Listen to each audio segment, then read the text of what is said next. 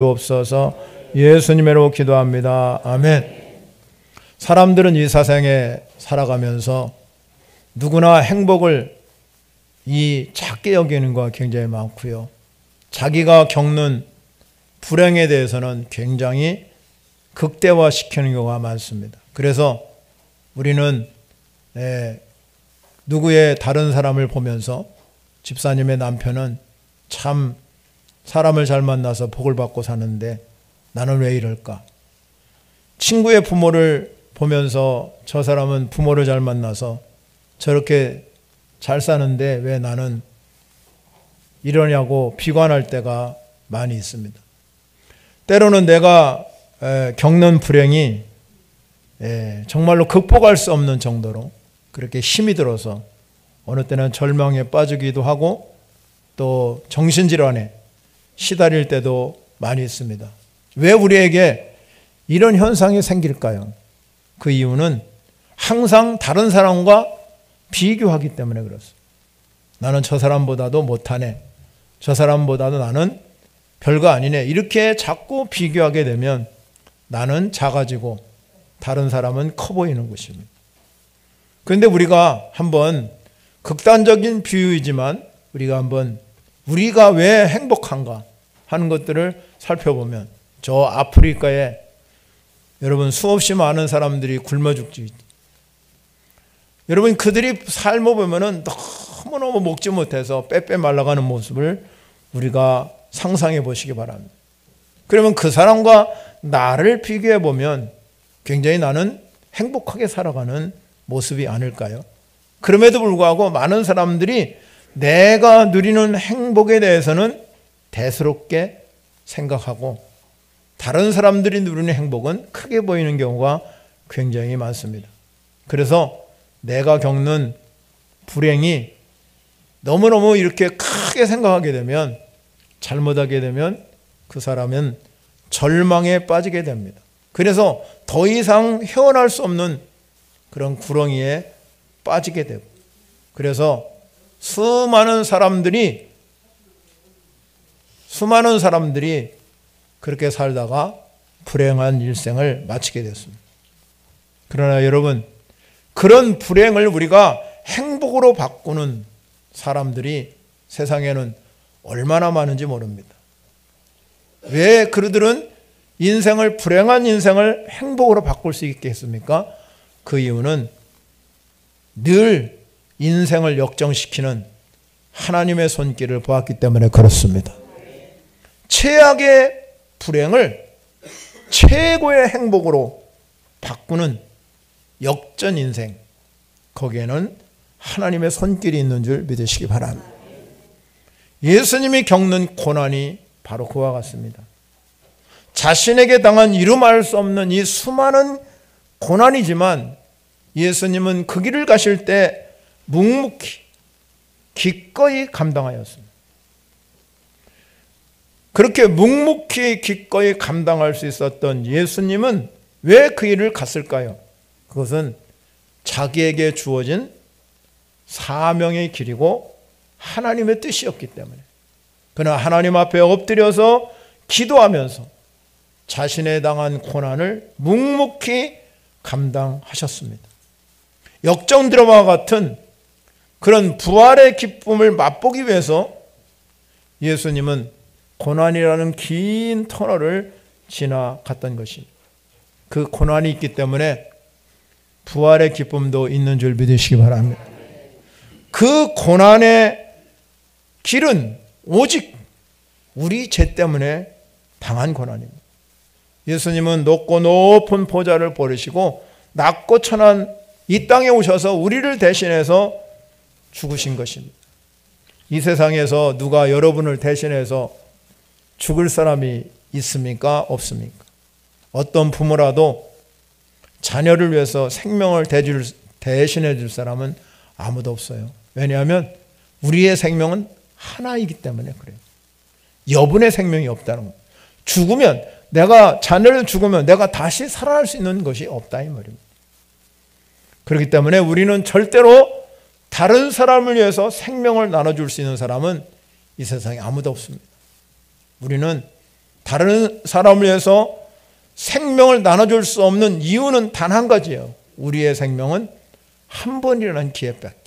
이 땅에 여러분이 몇 년을 사든지 여러분이 사시는 동안 이 생명의 기회는 딱 한 번이에요. 그러나 예수님은 우리들에게 자신의 생명을 기꺼이 내어 줄 수 있는 분이었습니다. 왜냐하면 그분은 우리와 다른 것이 뭐냐면 그분은 생명 자체이기 때문에 그렇습니다. 예수님이 끊임없이 우리에게 말씀하잖아요. 내가 부활이요 생명이니, 내가 생명의 떡이니, 내가 길이요 진리요 생명이니. 여러분, 끊임없이 예수님은 자신이 생명 자체다 이렇게 증거하셨습니다. 그래서 우리에게 생명을 내어주시면서 예수님께서 고난당하시고 십자가의 처절하게 고통을 이겨가면서 죽은 것입니다. 오늘 이 예수님이 십자가를 지기 위해서, 고난당하기 위해서 예루살렘에 입성하는 종려주일이라고 말하고 있습니다. 이 종려주일이라고 하는 이유는 뭐냐면 예수님께서 3년 동안 사역을 하셨습니다. 세상에서 복음을 전하시고 하나님 나라에 대해서 가르쳐 주시고 그리고 병든 자, 약한 자를 고쳐주시면서 3년 동안 바쁘게 사역을 하셨어요. 그리고 제자들을 앞에 놓고 제자들에게 몇 번씩 예고를 했습니다. 내가 이제 고난을 당할 것이다. 십자가를 질 것이다. 그리고 3일 만에 부활할 것을 예수님은 끊임없이 제자들에게 예고해 주었습니다. 그리고 그는 하나님의 시간에 맞추어서 예루살렘에 입성을 하게 되죠. 이 예루살렘에 입성하는 것은 바로 일주일간의 이제 예수님이 십자가에 돌아가시고 부활하는 사건이 이 한 주간에 기록되어 있기 때문에 그렇습니다. 그럼 오늘 왜 종려주일이냐면 모든 사람들이 예루살렘에 입성할 때 모든 군중들이 예수님을 메시아로 생각했습니다. 메시아를 번역하면 그리스도라는 뜻입니다. 이 모든 유대인들은 메시아를 다 고대하고 있었어요. 그러니까 예수님이 3년 동안 활동한 사건들을 볼 때 모든 군중들이 이제는 정말로 우리에게 진정한 정치적인 메시아가 왔다고 생각했어요. 그래서 군중들이 예수님이 예루살렘에 이제 왕으로 입성하는 저 현장을 보면서 종려가지를 들고 호산나 호산나 찬송을 부르고 환호했습니다. 그런데 예수님은 그런 환호 속에서도 자신이 가야 할 그 길, 십자가의 길, 고난의 길을 이 한 주간 동안 보내면서 가게 됩니다. 그 최후의 한 주간이 바로 우리는 이번 주간에 교회력에서 말하면 이 한 주간을 우리는 고난 주간이다 이렇게 말하고 있습니다. 그렇다면 이 예수님이 고난을 통해서 우리에게 주신 이 생명의 복음, 여러분이 이 생명의 복음을 예수님 때문에 내 안에 거하게 한 줄 믿으시기 바랍니다. 그러면 이 한 주간을 우리가 예수님을 묵상하면서 예수님이 나를 위해서 고난당하신 예수님을 묵상하면서 오늘 본문을 통해서 우리가 한번 살펴보고자 합니다. 첫 번째는 예수님은 죄 없으심에도 불구하고 우리를 위해 고난당하셨습니다. 성경은 우리에게 끊임없이 증거하는 게 한 가지 있습니다. 그게 뭐냐면 예수님은 죄가 없으시다. 전혀 없었다는. 히브리 기자도 증거하지요. 히브리서 4장 15절 하반절에 가면 모든 일에 우리와 똑같이 시험 받으신 이로되 육신을 가지고 있기 때문에 예수님도 연약성을 가지고 있어요. 그래서 시험 받을 수 있습니다. 유혹 받을 수 있습니다. 그러나 그는 죄는 없으시니라. 예수님이 우리와 똑같이 인간의 몸을 입고 이 땅에 오셨기 때문에 배도 고프고 눈물도 흐르시고 피곤함도 느끼는 육신을 가지고 있었지만 우리와 다른 점은 한 가지가 뭐냐면 죄 없이 탄생했다는 겁니다.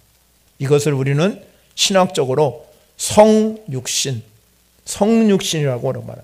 즉, 이 성육신이라는 뜻은 뭐냐면 하나님의 말씀을 통해서 말씀이 육신이 되어서 이 땅에 성령으로 잉태케 하셨습니다. 그래서 그분은 전혀 죄가 없습니다. 과학적으로 증명되지 않습니다. 우리의 상식으로 이해할 수 없습니다. 그런데도 불구하고 예수님은 죄 없이 이 땅에 오셨고 그분은 고난을 받으셨다는 것. 오늘 본문 말씀 베드로전서 2장 22절에 보면 이렇게 기록하고 있어요. 뭐라고 기록하냐면 그는 죄를 범하지 아니하시고 그 입에 거짓도 없으시다. 예수님은 죄가 없기 때문에 그분에게는 절대로 죄가 없으십니다. 그리고 입에는 거짓이 없다는 겁니다. 여러분 인간을 보면 어떻습니까? 인간의 모습을 보면은 로마서에 보면은 인간의 모습을 이렇게 기록하고요. 그들의 목구멍은 열린 무덤이고 그 혀로는 속임을 일삼으며 그 입술에는 독사의 독이 있고 그 입에는 저주와 악독이 가득하고 그 발은 피 흘린 데 더 빠른다. 이게 바로 죄된 인간의 모습을 사도 바울이 표현하고 있어요. 그런데 여러분 죄 없으신 예수님의 모습과는 전혀 다르잖아요. 예수님께서는 죄를 범하지도 아니하고 그 입술에 거짓이 없다. 23절에 보면 그렇게 말합니다. 그럼에도 불구하고 예수님은 어떻게 했습니까? 욕을 당하시되 맞대 욕하지 아니하시고 고난을 당하시되 위협하지 아니하시고 오직 공의로 심판하신 이에게 부탁하셨다. 이렇게 기록하고 있습니다. 이런 예수님이 왜 이렇게 여러분 우리를 위해서 욕을 당하시고 고난을 당하시고 위협을 당하셨습니까? 그 이유는 바로 우리의 죄 때문에 그런 것입니다. 예수님이 이렇게 욕받고 고난받되 오직 한 가지, 오늘 본문에 이 베드로 기자가 말한 것이 뭐냐면 오직 공의로 심판하신 이에게 부탁했다. 오직 공의로 심판하시는 분은 하나님이시잖아요. 그래서 예수님은 이 모든 욕과 조롱과 멸시와 천대를 받으면서도 묵묵히 십자가의 길을 가신 이유가 여기에 있습니다.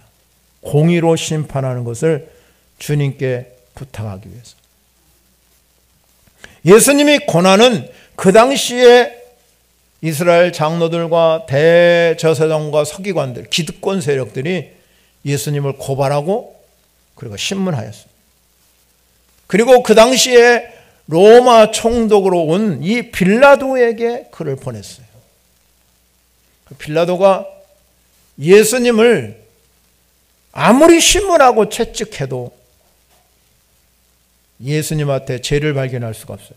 그래서 빌라도가 이 모든 그 자기를 이 고소한 그 유대인들을 다 모아놓고 그들에게 그렇게 말했습니다. 내가 아무리 이 사람을 신문하고 채찍해봐도 이 사람에게는 죄를 찾아볼 수가 없다. 그렇게 말씀했습니다. 그러나 유대인들은 그걸 상관하지 아니하고 예수님을 십자가에 못 박혔습니다. 왜? 그들은 예수님이 하나님의 아들이라는 것을 알지 못했기 때문에 그들은 예수님을 십자가에 못 박은 것입니다. 심지어 여러분 베드로도 주는 그리스도요 살아계신 하나님의 아들이라고 고백했음에도 불구하고 예수님을 부인하고 나갔잖아요. 그들이야 여러분 오죽했겠습니까? 그들의 눈에는 예수님이 가시처럼 여겨졌을 것입니다. 자신들의 목적을 달성하기 위해서 예수님은 방해꾼으로 낙인 찍어가지고 십자가에 못 박혀 죽게 했던 것입니다. 그런데 여러분 우리 예수님은 죄가 없으시지만 예수님이 당한 고난은 바로 우리의 죄, 나의 죄 때문에 고난 당하신 줄 믿으시기 바랍니다. 그럼에도 불구하고 우리는 여전히 예수님이 우리를 위하여 십자가에 죽으셔서 내 죄를 다 짊어지고 가셨음에도 불구하고 여전히 우리가 예수 믿고 구원받은 우리 성도들의 삶을 보면 역시 마찬가지로 아직도 죄된 모습으로 살아가는 모습. 내가 매일매일 삶 속에서 사도 바울이 고백한 것처럼 우리의 자아, 정욕과 욕심을 십자가에 못 박는 성도가 되셔야 될 줄 믿습니다. 매일매일 삶 가운데서.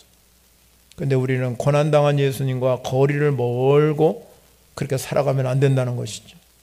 예수님은 아무런 죄를 짓지 않고 고난을 받았지만 우리들은 때로는 우리에게 작은 고난, 어느 때는 죄 때문에 찾아오는 고난, 그렇지 않을 때도 많이 있습니다만 그럼에도 불구하고 그 고난, 작은 고난 때문에 절망하고 좌절하고 낙심하는 우리의 모습을 발견하게 됩니다. 여러분, 예수님의 고난은 처절한 고난이에요.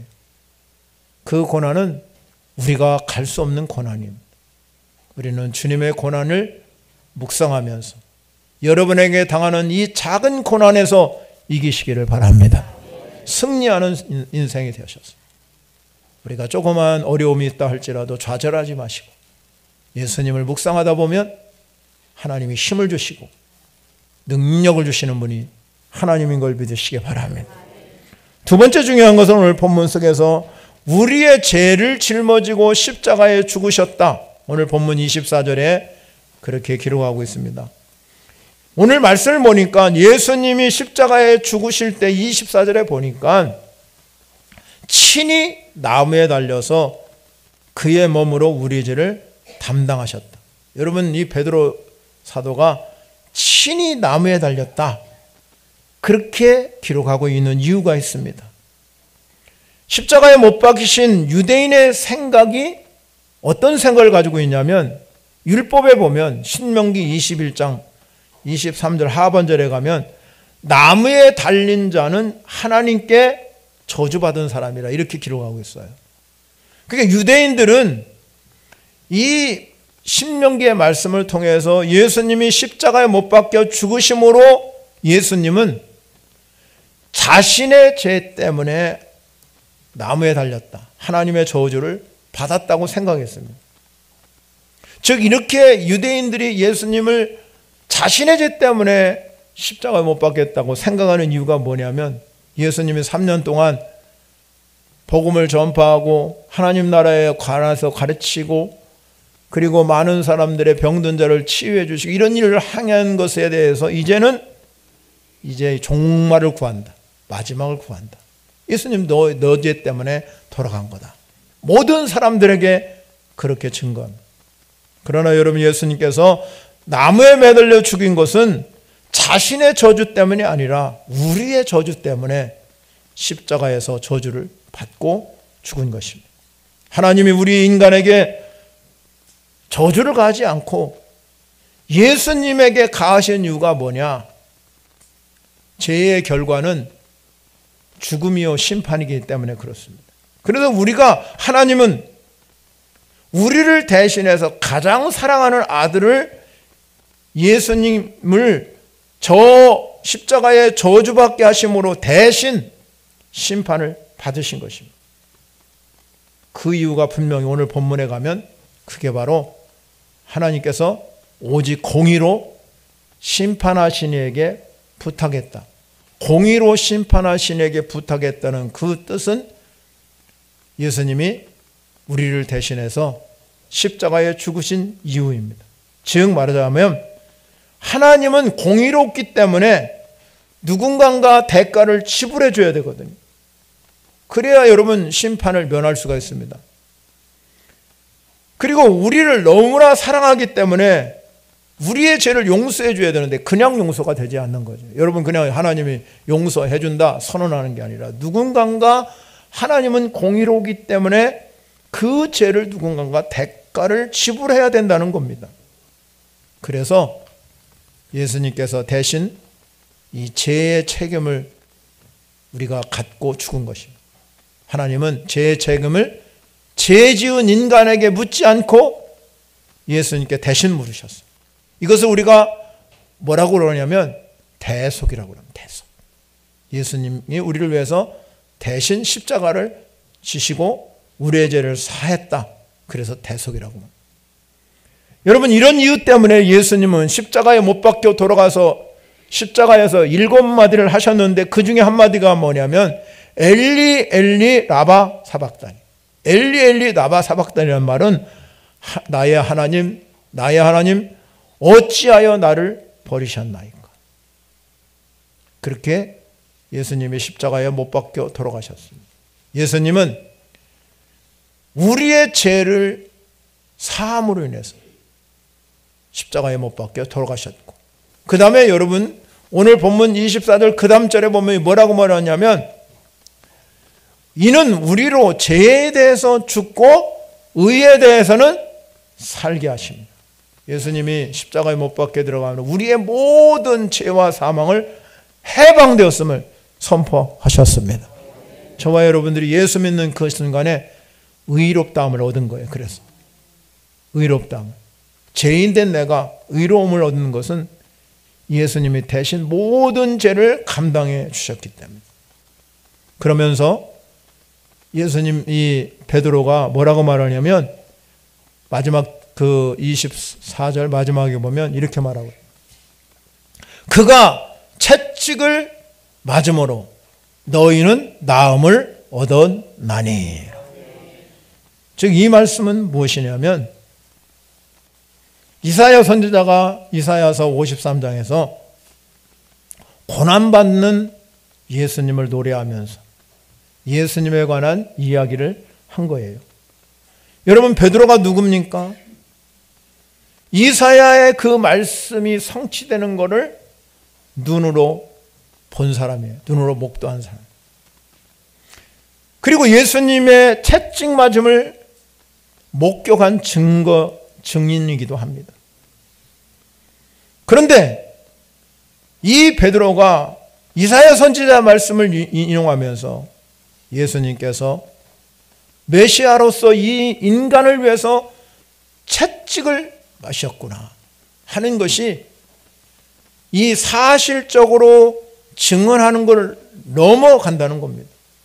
3년 동안 여러분 동고동락하면서 예수님과 함께 가까이 섬겼던 그 예수님을 보면서 고난에 대한 한없는 그러한 애통함이 있을까? 자기가 왜 부인했을까?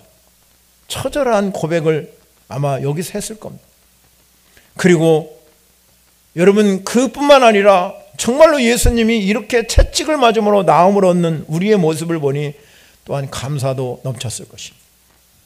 베드로는 본절을 기록하면서 주님 생각에 깊은 눈물을 흘렸을 것입니다. 아마도 베드로는 채찍을 당하시던 그 주님의 일그러진 표정, 그리고 그 수많은 군중과 많은 사람들이 예수님을 욕하고 예수님을 여러분 배반하고 모욕하고 그런 모습들을 아마 떠올리면서 이 글을 썼을지도 모릅니다. 그러면서 그는 그가 채찍에 맞음으로 나음을 얻었다는 이 말씀 속에는 우리의 죄, 우리의 허물, 우리의 상처, 우리의 고통, 질병, 이 모든 것이 예수님이 그 채찍을 맞음을 통해서 우리는 새롭게 되고 나음을 얻은 줄 믿으시기 바랍니다. 사람에게 이 많은 고통을 당하는 우리 현장에서 베드로가 그 당시에 이 초대교회 성도들이 고난당하는 모습을 보면서 이 글을 쓴고 이사야 선지자의 말씀을 통해서 예수 그리스도가 우리를 위해서 채찍 맞는 것은 우리의 죄, 우리의 깊은 상처, 육신의 괴로움, 질병, 이 모든 것들이 예수님이 다 짊어지고 채찍을 맞음으로 우리는 새로운 생명, 나음을 얻는 우리 모두가 된 줄 믿으시기 바랍니다.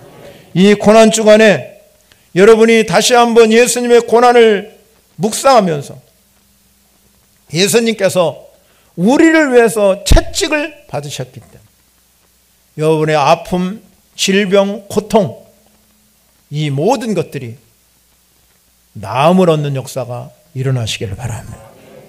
여러분 안에 이 믿음이 있어지면 분명히 우리도 나음을 얻게 되고 치유의 역사가 여러분 가운데 일어나는 걸 믿고 살아가는 성도 여러분이 되시기를 바랍니다.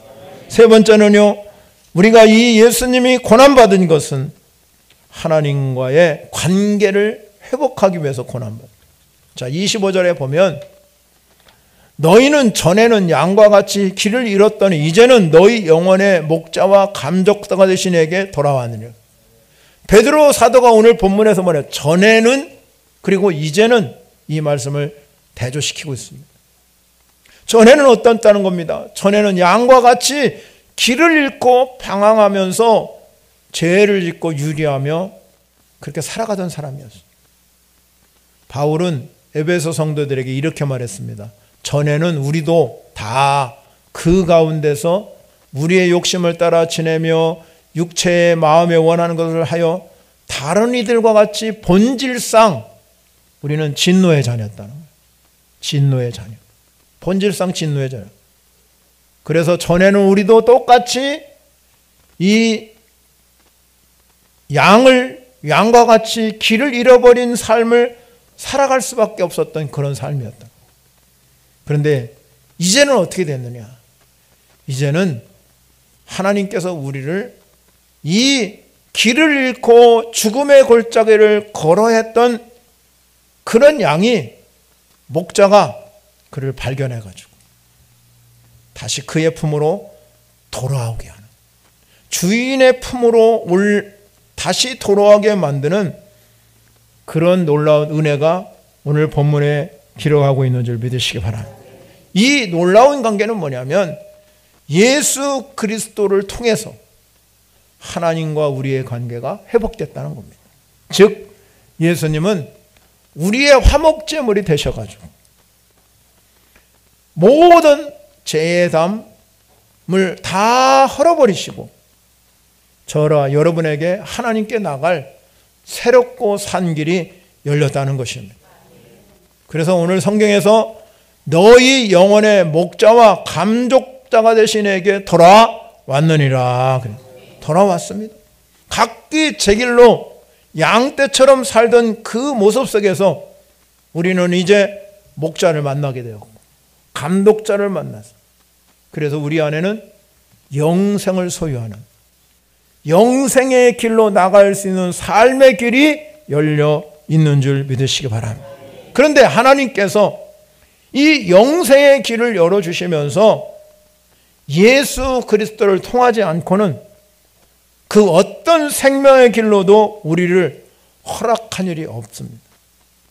그래서 우리에게는 예수 그리스도가 우리의 목자요 감독자가 되신 줄 믿으시기 바랍니다.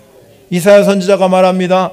이사야서 40장 11절에 그는 목자같이 양떼를 먹이시며 어린 양을 그 팔로 모아 품에 안으시며 젖먹이는 암컷을 온순히 인도하시리로다.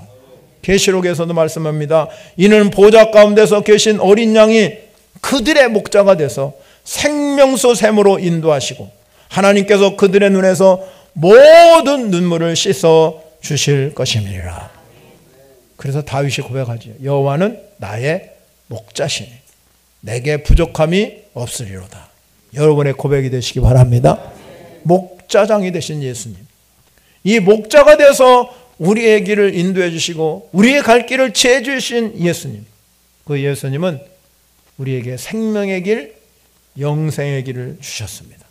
그런데 오늘 베드로 선지자는 목자만 된 것이 아니라 감독자도 되셨다. 감독이라는 이 말씀도 오늘 썼습니다. 그러면 여러분, 목자는 우리의 길을 인도하는 분이에요. 우리가 방황하고 헤맬 때마다 우리를 인도하시고 보호하시는 분이 선한 목자이신 예수님이시라 이 말이에요. 그런데 그분이 감독자가 되신다는, 감독자가 되었다는 의미는 뭐냐면 예수 그리스도를 이제는 우리가 주인으로 모시고 살면서 하나님의 감독을 받는 존재라는 것입니다. 목자이든 감독자이든 우리는 주님이 가라 하면 가고 서라 하면 서야 됩니다. 주님이 우리에게 이 사람을 위해서 너희가 가진 것으로 섬기라 하면 기꺼이 우리가 가진 것으로 그를 섬겨야 될 줄 믿습니다. 그것이 바로 목자와 감독자로 예수를 모시고 사는 삶의 모습입니다. 그럴 때 여러분, 죄된 세상에 살아가는 우리 하나님의 사람들이 이 세상의 질서를 다시 회복시키시는 거예요. 여러분, 한 사람 때문에 누군가가 한 사람이 희생하고 섬겨가면 그 단체가, 그 공동체가 살아나는 겁니다. 그게 하나님 원리예요. 여러분, 여기 있는 모든 성도들이 다 여러분 그렇게 잘하면 얼마나 좋겠습니까? 그러질 않아요. 누군가가 소금이 되고 누군가가 빛이 되어서 거기에 정말로 헌신하고 거기에 여러분 예수 그리스도를 증거자로 삼고 예수 그리스도가 그분의 생명이 되어서 역사하면 그 사람을 통해서 하나님 일하시거든요. 그래서 한 영혼이 중요한 거예요. 한 사람 왜 중요합니까? 여러분, 많은 사람들이 말합니다. 교회에 여러분 수많은 사람이 있어도 누군가가 한 사람이 있기 때문에 그 교회가 살아나는 거예요. 그 교회가 잘 되는 거예요. 누군가가 예수 그리스도의 마음을 품고 그 마음을 가지고 내가 섬기고 주님이 가라 하면 가고 서라 하면 서고 그러한 하나님의 음성을 듣는 사람이 누군가가 있으면 수많은 사람들이 여기서 아우성 저기서 아우성 그런다 할지라도 하나님은 그 사람을 통해서 하나님 나라 세상의 질서가 회복하게 하시는 거예요. 여러분에게 이 회복의 영이 임하시기 바랍니다. 인간은 할 수 없습니다. 여러분 가정도 마찬가지고 세상도 마찬가지고 누군가가 그 일을 감당하는 사람이 있으면 그 교회는 살고 그 가정은 사는 거예요. 그런데 나도 역시 똑같이 그러지 않고 내 생각대로 움직여가면 그 교회는 망하는 거고 그 가정은 망하는 거예요. 우리가 이 고난주간을 통해서 우리 자신의 존재에 관해서 생각할 필요가 있습니다. 바쁘게 살아가는 현장 속에서 나라는 사람은 누군가? 나는 어떤 상태에서 오늘 신앙인으로 세워졌는가? 내 소속은 어디인가? 지금 나의 삶의 자리는 또 어떻게 되고 있는가? 여러분 한번 발걸음을 잠시 멈추시고 바쁜 생활 가운데서도 이 고난주간에 진정한 하나님이 나의 목자가 되시고 감독자가 되신 거기에 돌아와서 주님을 만나는 축복의 역사가 여러분 삶 가운데 임하시기를 축원합니다.